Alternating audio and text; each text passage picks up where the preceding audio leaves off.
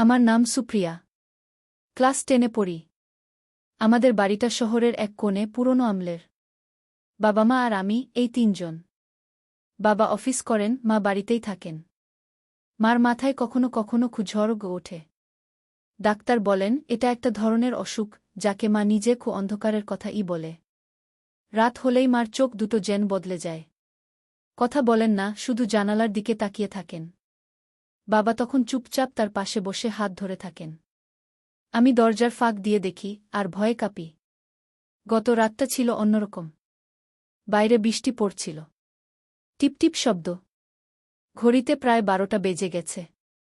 মা আজ সারাদিন চুপচাপ ছিলেন। রাতে খাওয়ার পর বাবা বললেন, সুপ্রিয়া, তুই আজ আমার ঘরে শুবি। মার আজ একটু বেশি অস্থির লাগছে। আমি ওর সাথে থাকব। আমি অবাক হয়ে তাকালাম। বাবা কখনো এমন বলেন না। আমার ঘরটা ছোট, একটা খাট আর জানালা। বাবা এসে খাটের এক কোণে বসলেন। চুপ। জানালার পর্দা হালকা দুলছে। বাইরে বৃষ্টির শব্দ আর কোথাও কুকুরের ডাক। আমি লাইট নিভিয়ে শুয়ে পড়লাম। বাবা শুয়ে পড়লেন আমার পাশে। তার নিঃশ্বাস ভারী। মনে হচ্ছিল ক্লান্ত, কিন্তু ঘুম আসছে না। আমি চুপ করে শুয়ে রইলাম। মোবাইলটা হাতে নিলাম। স্ক্রিনের আলো ঘরে ছড়িয়ে পড়ল। একটা গান চালালাম কানে ইয়ারফোন দিয়ে। খুব আস্তে। ভাবলাম বাবা ঘুমিয়ে পড়েছেন। কিন্তু হঠাৎ বাবার হাতটা নড়ে উঠল আমার কাঁধের কাছে। আমি চমকে উঠলাম। চোখ বন্ধ করে রইলাম। ভাবলাম ঘুমের ঘোরে। কিন্তু না। বাবা ফিসফিস করে বললেন, সুপ্রিয়া, তুই কি জেগে আছিস? আমার গলা শুকিয়ে গেল। বললাম, হ্যাঁ বাবা। ঘুম আসছে না আগে। তিনি চুপ করে রইলেন। তারপর আবার বললেন, আজ রাতটা একটু অন্যরকম। মার ঘরে যেতে পারছি না। কিন্তু মনে হচ্ছে কেউ আমাদের দেখছে। আমি হাসার চেষ্টা করলাম। কে দেখবে বাবা? বাইরে তো কেউ নেই। বাবা উঠে বসলেন। অন্ধকারে তার মুখটা দেখা যাচ্ছে না ভালো করে। শুধু চোখ দুটো চকচক করছে। বললেন, তুই কি কখনো লক্ষ্য করেছিস, মা যখন অসুস্থ হন তখন ঘরের ভেতর একটা ছায়া ঘুরে বেড়ায়? যেন কেউ দাঁড়িয়ে থাকে কিন্তু দেখা যায় না আগে। আমার শরীর ঠান্ডা হয়ে গেল। আমি বললাম, বাবা, তুমি কি বলছো? তিনি হাসলেন। খুব আস্তে। কিছু না। শুধু আজ রাতে আমি তোর সাথে থাকব। কিন্তু তুই যদি কিছু শুনিস বা দেখিস, আমাকে বলিস। ঠিক আছে? আমি মাথা নাড়লাম। কিন্তু মনটা শান্ত হচ্ছিল না। বাবা আবার শুয়ে পড়লেন। আমি চোখ বন্ধ করলাম। কিন্তু ঘুম আসছে না। বাইরে বৃষ্টি জোরে পড়ছে। আর ঘরের ভেতর মনে হচ্ছে কারো পায়ের শব্দ। খুব আস্তে। দরজার কাছে। আমি চোখ খুললাম। অন্ধকার। বাবা শুয়ে আছেন। নিঃশ্বাস নিয়মিত। কিন্তু দরজাটা আস্তে আস্তে খুলছে। কেউ ঠেলছে না। নিজে নিজে। আমি কাঁপতে কাঁপতে বাবাকে ডাকলাম, বাবা। তিনি চোখ খুললেন না। শুধু বললেন, চুপ। দেখ না কে এসেছে। আমার বুকের ভেতরটা যেন থেমে গেল। দরজা পুরো খোলা। বাইরের অন্ধকার থেকে একটা ছায়া ঢুকল। ধীরে ধীরে আমার দিকে এগোচ্ছে। আর তখনই বাবা হঠাৎ উঠে বসলেন। তার চোখে এক অদ্ভুত দৃষ্টি। বললেন, সুপ্রিয়া, তুই কি দেখতে পাচ্ছিস? ওটা আমি না। আমার শরীর যেন পাথরের মতো জমে গেল। দরজার মুখে দাঁড়ানো সেই ছায়াটা ধীরে ধীরে এক পা এগোল। অন্ধকারে তার আকৃতি ঠিক বোঝা যাচ্ছে না, কিন্তু মনে হচ্ছে লম্বা, পাতলা, আর হাত দুটো যেন খুব লম্বা হয়ে ঝুলছে। বাবা বিছানায় উঠে বসে আছেন, চোখ দুটো ফোকাস করে ছায়ার দিকে।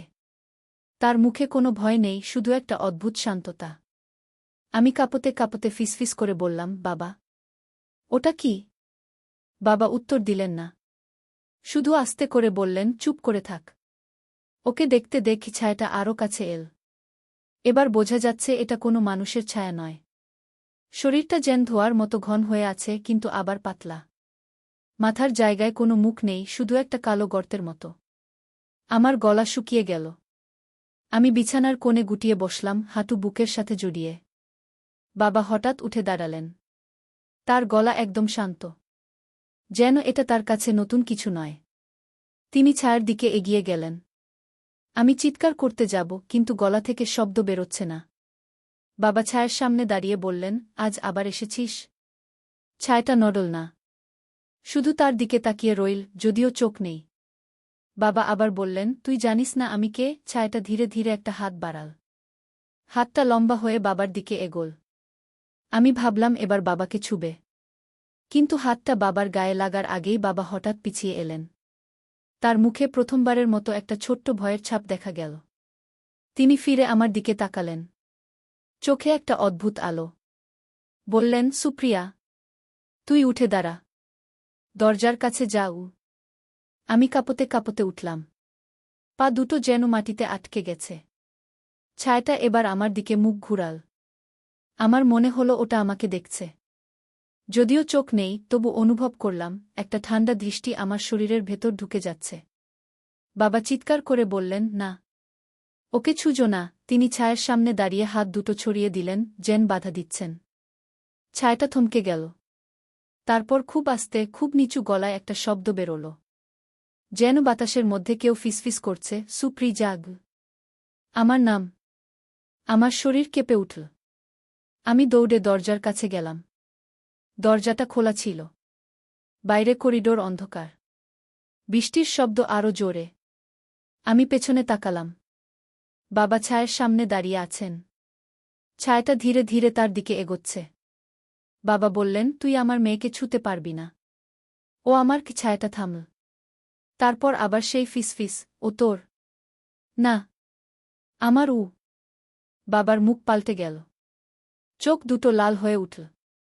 তিনি চিৎকার করে বললেন, চুপ কর, তুই চলে যা। ছায়াটা হঠাৎ পিছিয়ে গেল, যেন কোনো অদৃশ্য শক্তি ওকে টেনে নিচ্ছে। দরজার বাইরে অন্ধকারে মিলিয়ে গেল। ঘরটা আবার নিস্তব্ধ হয়ে গেল, শুধু বৃষ্টির শব্দ আর আমার হাঁপানি। বাবা ধীরে ধীরে আমার দিকে ফিরলেন।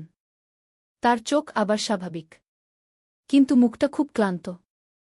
তিনি বললেন, সুপ্রিয়া, তুই ঠিক আছিস? আমি কাঁদতে কাঁদতে বললাম, বাবা, ওটা কি ছিল? কেন আমার নাম বলল? বাবা আমার কাছে এসে বসলেন, আমার কাঁধে হাত রাখলেন। বললেন, অনেক কিছু আছে যা তুই জানিস না। মার অসুখ। শুধু অসুখ নয়, এটা অনেক পুরনো, আমাদের পরিবারের সাথে জড়িত। আমি অবাক হয়ে তাকালাম। বাবা চুপ করে রইলেন কিছুক্ষণ। তারপর বললেন, তোর দাদু যখন ছিলেন তখনই এই বাড়িতে একটা ঘটনা ঘটেছিল। এক রাতে একটা মেয়ে এসেছিল, কেউ জানে না কোথা থেকে। সে এসে দাদুর সাথে কথা বলেছিল, তারপর সে চলে গিয়েছিল। কিন্তু তারপর থেকে এই বাড়িতে একটা ছায়া থেকে গেছে। ওটা কখনো দেখা যায় না, কিন্তু রাতে যখন কেউ একা থাকে, ও আসে। মার অসুখ শুরু হয়েছে যখন থেকে ওটা আরও বেশি আসতে শুরু করেছে। আমি বললাম, কিন্তু ও আমার নাম বল কেন? বাবা চুপ করে রইলেন। তার চোখে একটা গভীর দুঃখ। বললেন, কারণ ও তোকে চায়। ও মনে করে তুই ওর। আমার শরীর ঠান্ডা হয়ে গেল। আমি বললাম, মানে? বাবা মাথা নাড়লেন। বললেন, তোর মা যখন গর্ভবতী ছিলেন তোকে নিয়ে, সেই সময় ওটা প্রথম এসেছিল। মার মাথায় সমস্যা শুরু হয়েছিল তখন থেকেই। ডাক্তাররা বলেছিল অসুখ, কিন্তু আমি জানি এটা ওই ছায়ার কারণে। ও তোকে জন্মের আগে থেকেই চায়। আমি কাঁদতে লাগলাম। বাবা আমাকে জড়িয়ে ধরলেন। বললেন, ভয় পাস না, আমি থাকতে থাকতে ওকে আটকাব। কিন্তু আজ রাতে ও আরও কাছে এসেছে, কারণ তুই বড় হচ্ছিস, ওর শক্তি বাড়ছে। আমি বললাম, তাহলে কি করব আমরা? বাবা বললেন, কাল সকালে আমি তোকে এক জায়গায় নিয়ে যাব। একজন লোক আছে যে এসব বোঝে, ওকে দেখাতে হবে। কিন্তু আজ রাতটা আমাদের সাবধানে থাকতে হবে, ও আবার আসতে পারে। আমি মাথা নাড়লাম। বাবা লাইট জ্বালালেন। ঘরটা আলোকিত হল, কিন্তু জানালার কাছে একটা কালো দাগ দেখা যাচ্ছে, যেন কেউ হাত রেখেছিল। বাবা সেদিকে তাকালেন। তার মুখ শক্ত হয়ে গেল। তিনি বললেন, তুই এখানে থাক, আমি মার ঘরে যাচ্ছি, দেখি ও ঠিক আছে কি না। আমি বললাম, না বাবা, একা যেজো না, বাবা হাসলেন। বললেন, আমি ঠিক আছি। তুই দরজা বন্ধ করে রাখ। আমি যদি না ফিরি। তুই চিৎকার করিস না। চুপ করে থাকিস। বাবা দরজা খুলে বেরিয়ে গেলেন। দরজাটা বন্ধ করে দিলেন। আমি একা। ঘরে লাইট জ্বলছে।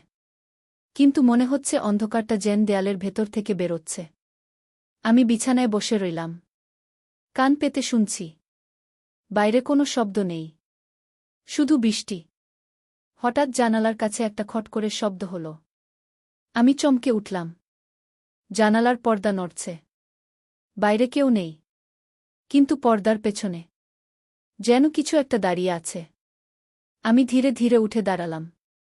পা টিপে টিপে জানালার কাছে গেলাম। পর্দাটা সরালাম। জানালার কাছে আমার মুখের প্রতিবিম্ব। কিন্তু প্রতিবিম্বের পেছনে একটা ছায়া। আমার মতোই দাঁড়িয়ে। কিন্তু চোখ দুটো কালো। আমি চিৎকার করতে যাব, কিন্তু গলা থেকে শব্দ বেরোল না। প্রতিবিম্বটা হাসল। খুব আস্তে। তারপর কাচের উপর আঙুল দিয়ে লিখল, তোকে নিয়ে যাব। আমি পিছিয়ে গেলাম। পড়ে গেলাম বিছানায়। দরজা খোলার শব্দ হল। বাবা ফিরে এলেন। তার হাতে একটা পুরনো বই। মুখটা ফ্যাকাশে। বললেন, মা ঘুমিয়ে আছেন। কিন্তু ওর ঘরের জানালায় একই দাগ। আমরা দুজনে চুপ করে বসে রইলাম। রাত আরও গভীর হচ্ছে। বাইরে বৃষ্টি থামেনি। আর আমার মনে হচ্ছে এই রাতটা শেষ হওয়ার আগেই ও আবার আসবে। আর এবার হয়তো আমাকে নিয়ে যাবে। বাবা দরজা বন্ধ করে দিয়ে আমার পাশে বসলেন। তার হাতে সেই পুরনো বইটা এখনো শক্ত করে ধরা। বইটার কভারটা চামড়ার মতো, কিন্তু খুব পুরনো, কালো হয়ে গেছে, কোথাও কোথাও ফাটল ধরেছে। সোনালি অক্ষরে কিছু লেখা আছে, কিন্তু পড়া যাচ্ছে না ভালো করে।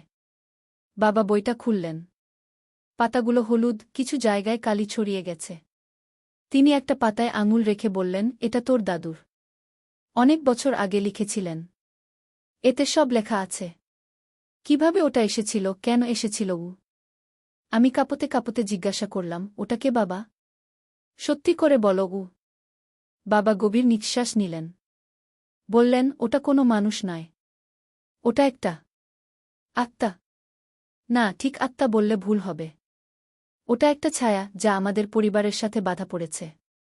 অনেক আগে তোর দাদু যখন ছোট ছিলেন, তখন এই বাড়িতে একটা মেয়ে এসেছিল। নাম ছিল জোনাকি।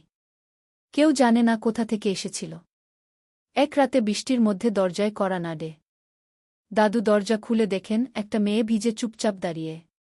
চোখ দুটো খুব কালো, যেন গভীর কুঁজো। দাদু তাকে ভেতরে নেন। খাওয়ান, থাকার জায়গা দেন।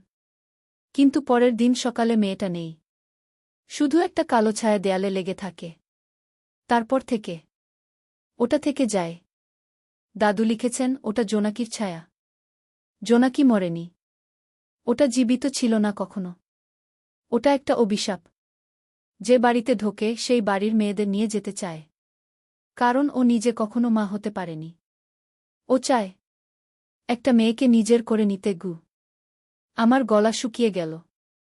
আমি বললাম, তাহলে আমাকে নিতে চায়? বাবা মাথা নাড়লেন। বললেন, হ্যাঁ। তোর মা যখন তোকে গর্ভে ধারণ করেন, তখন থেকে ওটা মার মাথায় ঢুকে পড়ে। মার অসুখটা আসলে ওর কারণে। ও মাকে দিয়ে তোকে চায়। কিন্তু মা লড়াই করছেন। তাই মা কখনো কখনো অস্থির হয়ে যান। ওটা মার মধ্য দিয়ে তোকে ডাকছে। আমি কাঁদতে লাগলাম। বাবা আমাকে জড়িয়ে ধরলেন। বললেন, কাল সকালে আমরা যাব একজনের কাছে। তার নাম কালিদাস বাবা। গ্রামের শেষ প্রান্তে থাকেন। অনেকে বলে ওর কাছে অলৌকিক শক্তি আছে। ওর কাছে এই বইটা নিয়ে যাব। ওকে দেখাতে হবে। হয়তো কোনো উপায় বলতে পারবেন। কিন্তু আজ রাত আমাদের জেগে থাকতে হবে। ও আবার আসবে কি? আমি বললাম, কিভাবে আটকাব? বাবা বইটা আরও খুললেন। একটা পাতায় লাল কালিতে কিছু মন্ত্র লেখা। বললেন, এটা দাদু লিখেছিলেন। এই মন্ত্র পড়লে ওটা কিছুক্ষণ দূরে থাকে। কিন্তু পুরোপুরি যায় না। আমরা দুজনে চুপ করে বসে রইলাম। ঘড়িতে প্রায় 3টা বাজে। বাইরে বৃষ্টি কমেছে, কিন্তু বাতাস ঠান্ডা। হঠাৎ ঘরের লাইটটা ফ্লিকার করতে শুরু করল। On of on of. আমি ভয়ে বাবার হাত চেপে ধরলাম। বাবা মন্ত্র পড়তে শুরু করলেন। খুব আস্তে, ফিসফিস করে। ওম নমো ভগবতে রুদ্রায় উ। কিন্তু লাইটটা বন্ধ হয়ে গেল। ঘর অন্ধকার। শুধু জানালা দিয়ে হালকা চাঁদের আলো। আর তখনই জানালার কাছে আবার সেই প্রতিবিম্ব। আমার মতোই দাঁড়িয়ে। কিন্তু এবার প্রতিবিম্বটা হাত বাড়াল। কাচের উপর হাত রাখল। কাচটা যেন নরম হয়ে গেল। হাতটা ভেতরে ঢুকে আসছে। আমি চিৎকার করলাম, বাবা। বাবা উঠে দাঁড়ালেন। বইটা খোলা রেখে মন্ত্র জোরে পড়তে লাগলেন। প্রতিবিম্বটা থমকে গেল। তারপর ধীরে ধীরে হাতটা সরিয়ে নিল। কিন্তু হাসল। খুব আস্তে। তারপর কাছে লিখল, সকাল হলে তোকে নেব। আমি কাঁদতে কাঁদতে বললাম, বাবা আমি ভয় পাচ্ছি। কেউ বাবা আমাকে জড়িয়ে বললেন, ভয় পাস না। আমি তোকে ছাড়ব না। কিন্তু যদি কিছু হয়, তুই দৌড়ে বাইরে যাস। পাশের বাড়িতে যাস গু। আমি বললাম, না, আমি তোমাকে ছেড়ে যাব না। ঠিক তখনই দরজায় খট করে শব্দ হল। কেউ কড়া নাড়ছে। বাবা চমকে উঠলেন। বললেন, কে? বাইরে থেকে মার গলা ভেসে এলো। খুব নরম, কিন্তু অদ্ভুত। সুপ্রিয়া, দরজা খোল। আমি তোকে নিতে এসেছি গু। আমার শরীর ঠান্ডা হয়ে গেল। মার গলা, কিন্তু মার মতো নয়। বাবা দরজার দিকে এগোলেন। আমি বললাম, না বাবা। খুলো না। বাবা থামলেন। দরজায় আবার খটখট। এবার জোরে। তারপর দরজাটা নিজে নিজে খুলতে শুরু করল। ধীরে ধীরে। বাইরে অন্ধকার। আর দরজার মুখে মা দাঁড়িয়ে। কিন্তু মার চোখ কালো। পুরো কালো। মুখে হাসি। বললেন, সুপ্রিয়া, চল আমার সাথে। তোর জায়গা আমার কাছে গিউ। বাবা চিৎকার করে বললেন, তুই মানস না। চলে যা। মার শরীরটা নড়ে উঠল। যেন ভেতরে কিছু একটা লড়ছে। মার গলা থেকে দুটো গলা বেরোল, একটা মার, একটা অন্য কারো। মা বললেন, সে আমাকে ছাড়বে না। কিন্তু তুই যা। আমাকে বাঁচা গি। তারপর মার শরীরটা কেঁপে উঠল। চোখ দুটো স্বাভাবিক হয়ে এলো। মা পড়ে গেলেন মাটিতে। বাবা দৌড়ে গিয়ে মাকে ধরলেন। আমি কাঁদতে কাঁদতে দৌড়ে গিয়ে মাকে ধরলাম। মার চোখ খুল। খুব দুর্বল গলায় বললেন, সুপ্রিয়া, পালা। ওটা আমার ভেতরে। কিন্তু তোকে নিতে চায় উ। বাবা মাকে কোলে তুলে নিলেন। বললেন, আমরা এখনই বেরোব খু। কিন্তু ঠিক তখনই ঘরের সব জানালা একসাথে খুলে গেল। বাতাস ধুকল ঝড়ের মতো। আর সব জানালায় একই প্রতিবিম্ব। জোনাকির ছায়া। আমাদের ঘিরে ফেলেছে। বাবা বললেন, এখন আর সময় নেই। আমরা লড়াই করব। কিন্তু এটা শেষ নয় গু। সমাপ্তি বার্তা। তো বন্ধুরা, এখানেই রাতের ছায়া গল্পটা শেষ। কিন্তু জীবনে কখনো কখনো ছায়া ফিরে আসে। যদি তোমাদের মনে হয় আরও একটা টুইস্ট দরকার বা নতুন গল্প চাও, বলো, আমি লিখব। ভালোবাসা রইল।